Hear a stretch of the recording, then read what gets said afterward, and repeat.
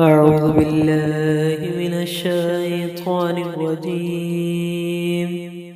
بسم الله الرحمن الرحيم. لإيلاف قريش إيلافهم رحلة الشتاء والصيف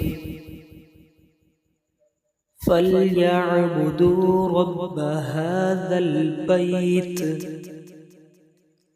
الذي أطعمهم من جوع وآمنهم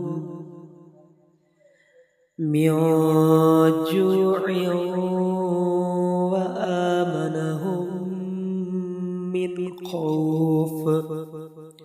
صدق الله العظيم.